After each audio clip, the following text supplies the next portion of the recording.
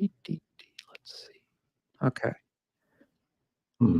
That's interesting. Well, It started to happen. Are we getting the same message? Nope, we're not getting the same message. All right. We were, for anybody who is going to show up on YouTube, we are apologetic. It says two waiting. It's not. I'm not showing. I'm not seeing it on YouTube yet. Hold on. Let me go back and do this.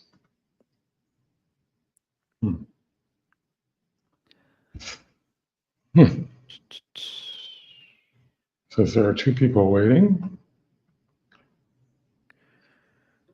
but I'm not showing it. I mean, I don't see it. I don't see it on the screen. I just see the logo.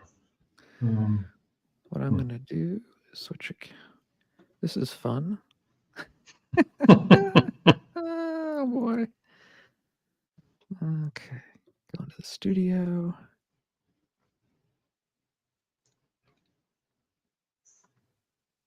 Content. Live. What I'm going to do is to delete the other one. Oh, I see.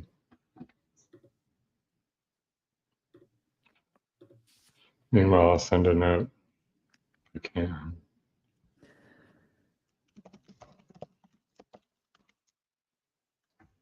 The video is unavailable. Okay, hopefully I have deleted the one that isn't working, and we are live on the other one. Are we? Let's see. Let's see if we're live.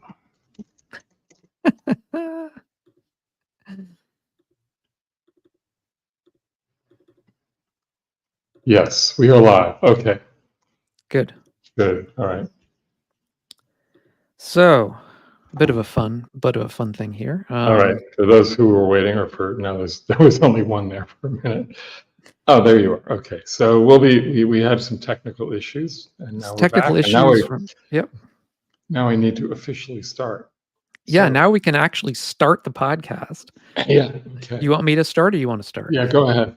Go ahead. All right. So great to see you, Jon. As always, we are, as some of you will know, we're doing these live streaming on YouTube. We had a few technical snafus at the beginning of this particular live one. Not our fault. Not our fault. Not our fault. It was the back end issue. Yeah. And yeah. So anyway, I'm getting used to being in Central Time. Which is no problem for this show. It's been a challenge for our daily sitting group, especially when I happen to be down for the earliest one, which would be 6 o'clock this time, 6 o'clock in the morning, which I'm usually up, but I'm not necessarily like ready.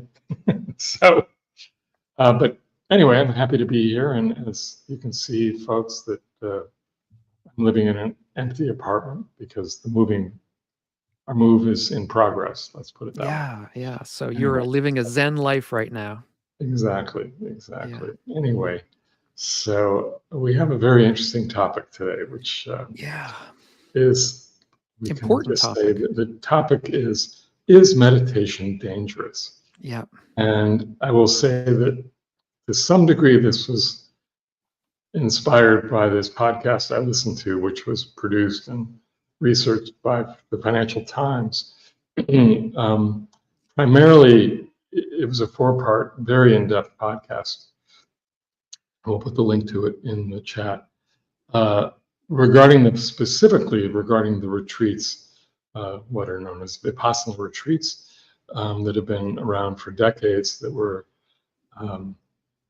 based on the teachings of S.N. Goenka-ji, who was an Indian man from Burma, who studied with another teacher named Uba Khin, and he created this 10-day Vipassana course. It's called, not even a retreat.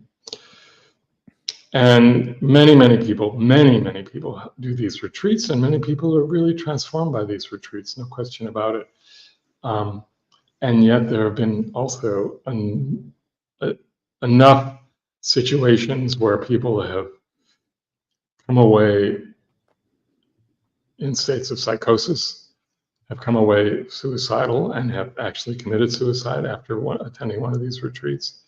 And so that's on one extreme.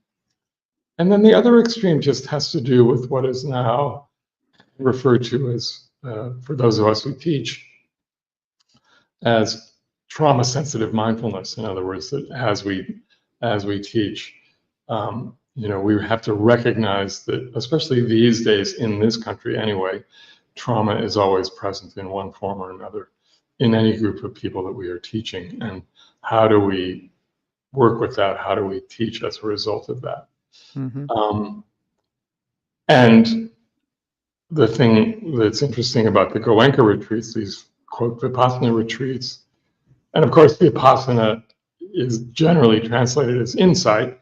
So this is not necessarily to be confused with, say, retreats of the Insight Meditation Society or the Insight Retreat Center in California or Spirit Rock, which generally are based on similar teachings but have a much more, let's say, a broader definition of Vipassana, broader way of teaching Vipassana, of teaching insight practice, than these, quote, Vipassana retreats. And I mean, I can report, just in the classes that I teach, any number of people will come to these classes after having gone to at least one of the Vipassana courses. The Goenka ones. Yeah. Mainly because they realize there's more to it. Mm-hmm. And just to describe these Goenka retreats, and I've never been on one, so I have to, I haven't either, so yeah. Although after reading this article, and maybe I'm sure some of our listeners have been on these retreats, and we'll get some feedback. But basically, you are meditating for an hour at a time, over about 9 or 10 hours through the day. So it's continual meditation with breaks between meditation sessions, but no guided movement or no walking meditation specifically. And then the teachings are given via video recordings from Goenka-ji, who died, I think, maybe 5 or 6 years ago. And I should say, many of our current well-known teachers, Sharon Salzberg, Joseph Goldstein, etc., were initiated into their own practice through these retreats when they were held by Goenka in India. Goenka himself was a very successful businessman, so had the money to fund these retreat centers. And the retreats are all done completely on a dana basis, so you don't have to pay anything. So that's the Goenka retreat method. Yeah. I mean, in terms of just sitting. And he never created a succession plan, really, in terms of those who teach in these centers. So they are not even considered, as far as I know, as teachers, but more as retreat facilitators or managers. Right. So what is the danger, I guess, is the question, right? Yeah. Well, I think part of the issue is that because these, I mean, as I understand it, because these retreats are run on this dana basis, they don't have really professional leadership, especially leadership that are knowledgeable about psychology and the potential psychological pitfalls of people engaged in very intensive 10-day retreats, which is sort of, I mean, for a lot of people, jumping into the deep end. Very much so. I mean, it's sort of, to me, meditation has a lot of similarities with exercise. It's a mental exercise, but in the same way that, you can injure yourself by exercising too much or doing it wrong or just doing it right, but just, something happens. Or doing too much at one time. or doing too if you're much at doing it one right. time. Yeah. Yeah, I mean, and you can, anything can happen really in the same way that this is true of meditation as well, but you're certainly taking larger risks to the extent that you are engaging in a more rigorous, longer meditation schedule, especially one that doesn't involve walking meditation, that doesn't involve any kind of movement, that's just, very, it's a kind of a boot camp Yeah. approach. And one of the things that was brought up in these reports, as well as in other places, is that a lot of the sort of Goenka approach is one of sort of pushing you to stay with it, which, is a dicey kind of move. I mean, for Right. some people, of course, that's the right kind of, I mean, there are people on one side of whatever line we want to draw here who need a little bit more pushing because they're a little bit lax and need to be told, stick with it, in the same way that, people who are doing exercise, or, exercising for some kind of sports, or for a team or something, will be told, you need the burn and that kind of stuff. But for a lot of people, particularly those who are very motivated already, this kind of practice suggestion of just sticking with it and making more effort can actually be very detrimental and lead to real psychological issues, because they keep pushing through it and can get, as you say, and people mentioned this on this podcast, get into sort of psychological breaks because they Yeah. just keep pushing and pushing and pushing, and then when they leave the retreat, they feel like they have to keep pushing to get through whatever break they're in, and that just leads into a spiral that can be And really harmful. yeah, and they would often go back on another retreat, Yeah. which is like made it even worse. Yeah. And that, I wouldn't even say that. I mean, listen, I don't know these facilitators. Some of them may have some psychological background and training. The problem is that the way the course is presented is, you do this. You don't, you just do this. This is Yeah. what you do. Mhm. And the same thing can be said, and this is where this trauma-based mindfulness, trauma-informed mindfulness training is important, is giving options. And the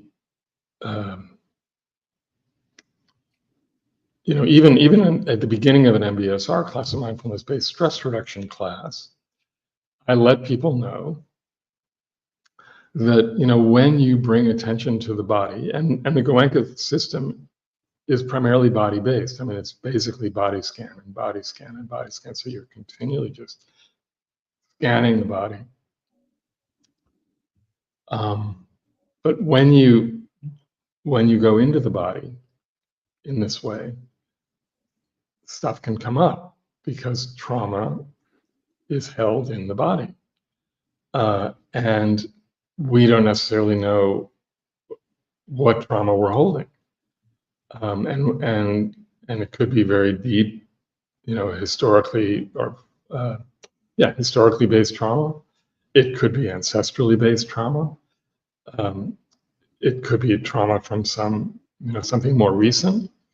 And when that is touched into, various emotional response will be the result, as well as the stories that proliferate around those emotions and around those sensations. And so, one of the things that I alert people to when they're beginning a class is just say, this can happen. It might happen. And we'll talk about it when it does happen, but we don't, just to be alert to it, and not be surprised by it.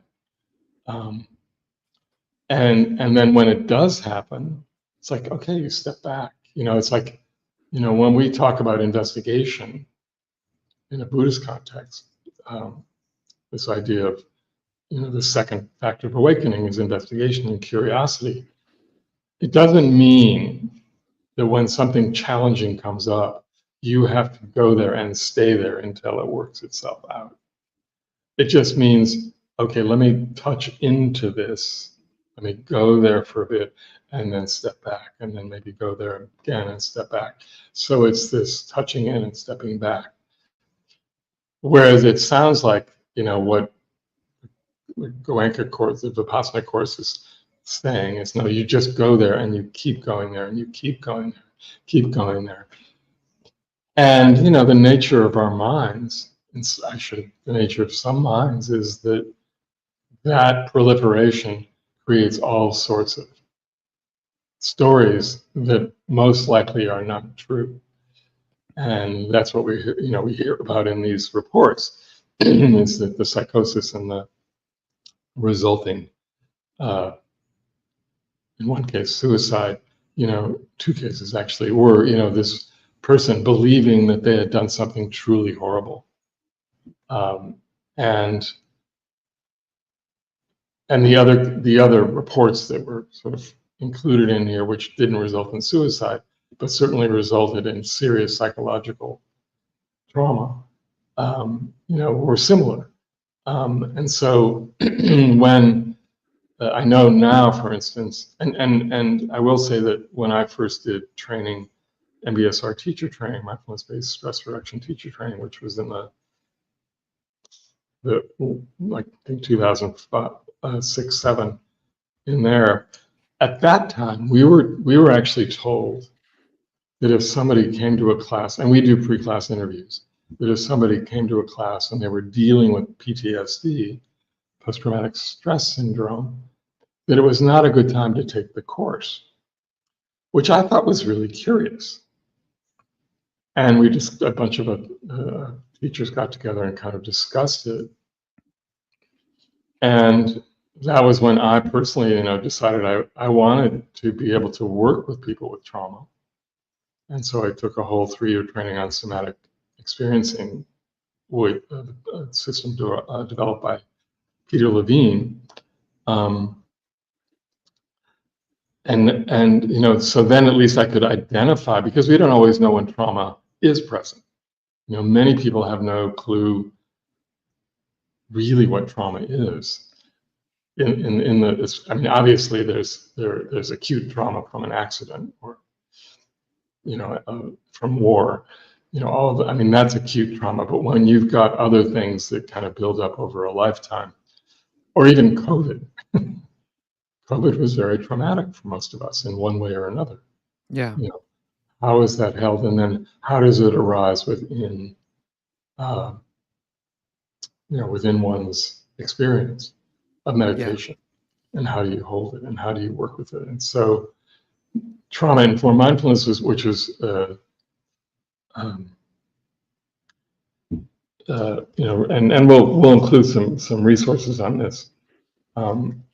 But there's a gentleman named, there are two people who were very, very instrumental in this, in bringing this really to the teaching community at the very least. One is David Trelevin, who wrote a book called, I think the book is called Trauma-Based Mindfulness. And the other is Willoughby Britton, who's actually interviewed in that podcast, who's a major researcher at Brown, serious practitioner herself, who had her own issues, and who now has a whole center sort of devoted to dealing with people who have had various psychotic breakdowns as a result of, in some cases, like awakening experiences, and in other cases, just meditation.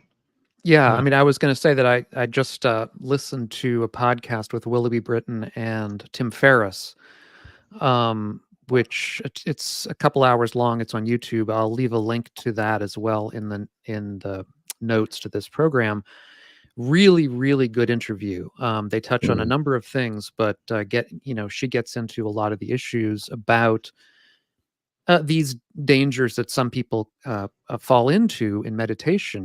Her research, if I can sort of put it in a nutshell, seems to say that about 10% of people experience some long-lasting negative results from meditation. And it's not always, I mean, of course, there are triggers such as, past trauma and so on, but she says even it happens just to people with no obvious, background reasons, and even to people with a great deal of meditation experience. So it's, it could happen to anybody. Yeah. In the same way that, if you're exercising, of course there are negative things. I mean, there are reasons that one should be careful if one's exercising, but also just as a normal person, you can injure yourself. Yeah. So you have to be aware of that. And one of the things that she talks about a number of, they go into quite a bit of detail, but that if you're thinking about doing a longer form meditation, start slowly. I mean, go to a day long, or go to a half day sit, Yeah. or sit by yourself for a half a day at home and see how you react to it.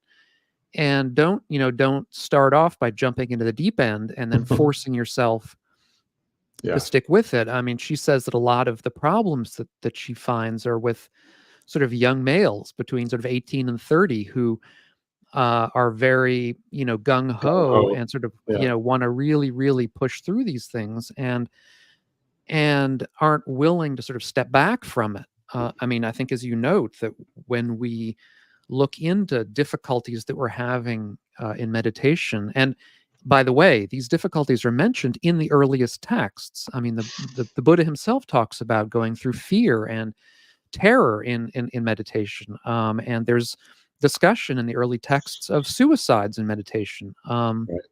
So this goes back all the Although way. the suicides were, I think, more a result of misunderstanding what he was saying.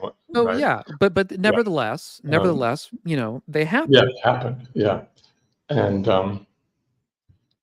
yeah, and so what I find really interesting, and thank God, I mean, I don't know, had I started, because I know many of my colleagues, their first retreats were these Goenka retreats. I mean, and we're actually thinking of going one when we go to India, just out of curiosity.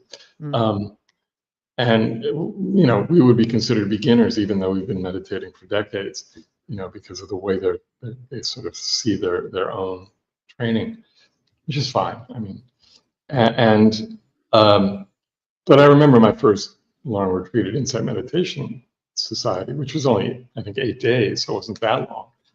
But there was a lot of spaciousness, and there was always walking practice, and there were always longer breaks around meals, and so that spaciousness is what's really important. And so when I lead retreats now, it's generally they're very spacious. Because the informal practice, it's all practice, whether you're sitting or not. And I mean, I think what's interesting in these talks that Goenka gives, some of which are you hear in the podcast, he talks about this as being similar to brain surgery. So you have to stick with it. You don't want to interrupt it in the middle of the surgery, and that's a very dangerous thing to say. Yeah. And so what is interesting, and I was mentioning this to you earlier, Doug, is that because what was frustrating about the podcast at the end, the reporter, who herself is not a meditator, she was just interested in what was going on in this world. She was trying to get some response from the Goenka organization, and they were not particularly for it. They just didn't want to talk. And what has, I think, changed, because I have somebody who just applied for one of these retreats, is that they are now, at the very least, getting some mental health background on people that want to go on retreats. Yeah. And but again, you can't, as you just said, you can't always tell. And I know one of the women who on this reporting who committed suicide, she had no prior, from what they could tell, psychological issues at all. She seemed like, Yeah. she came from a good home, supportive family, all of this stuff. But of course, we never know. And there is trauma is there are many forms of trauma that can come up in a practice. And I don't want to discourage anybody from meditation, obviously. But as you just said, Doug, the one needs to go easy. And what I find interesting, and those listeners who have taken an MBSR class, mindfulness-based stress reduction class, is that the first practice in day one, week one, is a 40-minute or 45-minute body scan. Mm-hmm. And the way we guide those now is very different than the way it perhaps was guided somewhat, 20 years ago. And Jon Kabat-Zinn, who created this curriculum, his feeling was that he gives people more credit for their ability to stay with something. Now, it's 45 minutes and then it's over, and it's 45 minutes very gently guided. And if something arises, one can simply refocus their attention somewhere else. So as I said, we don't have to stay with the issue when it arrives. Stay with whatever is coming up and just stay with it. So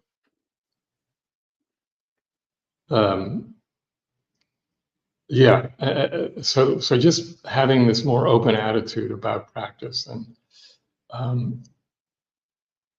recognizing that there are always options, including the option to stop. Exactly, including the option to stop. It's sort of, again, the metaphor of exercise. There's no pain, no gain kind of idea that you should expect to go through pain and sort of fight through it and grit your teeth. And I think it's critical to have an awareness of when, that fine line between when it's good to grit your teeth and keep going because, you're okay, and the time at which, you're really not okay and things are kind of out of control. And it's best at that point not to be gritting your teeth and going through it, but stopping and standing back and taking a time out or leaving, because it's clear from Willoughby Britton's research that there's some people who really can't meditate because of their history with it, because of their psychological makeup, whatever it happens to be. Mm-hmm. It just triggers something in them that isn't healthy. And sometimes you just don't know that until you try. But for most people, of course, it's great. And I think we shouldn't lose sight of that, but also keeping in mind that if you have a bad experience, be aware of that and take it seriously. And talk to somebody who can help. Exactly. And hopefully, if you're working with a teacher, the teacher has enough wisdom and enough humility and experience, you hope. Yeah. To recognize, wait a minute, let's look at this, and maybe I'm not the one to really talk to about this. Maybe it's somebody, maybe you need to deal with things on a psychological level before you come to this. Yeah. Because not everything can be taken care of through meditation at all. Absolutely. And so, it's important. Really and important. I think we can leave the link also to Willoughby Britton's Cheetah House. It's called Cheetah House is the name of her organization that she set up to deal with people who've had difficult times doing meditation and how to work with that psychologically to sort of get yourself back to a place of health. So I'm sure that could be helpful to somebody. So I'm glad we're talking about this, and very important. For any of you who have questions, feel free to put them in, write us, and you can, as you can go to our website and support our work. And by the way, I just on a side note, Doug and I did not coordinate our wardrobe this morning. It just turned out we're wearing the same color shirt. We're wearing blue shirts for those who are listening. Those are our listeners. Blue T-shirts. Yeah. We probably should consult on this before the That's right. podcast. But we didn't. Anyway, thank you very much for listening. And yeah, please, if you have any of your own experience, please share it with us. Let us know. And we will happily discuss it. Yeah. And if you want to help support the work we're doing, consider checking our website, diggingthedharma.com, and buy us coffee or whatever you want to do. Yeah. All right. Good to talk, Doug. And until next time, keep digging the Dharma. Yeah. Thanks so much, Jon.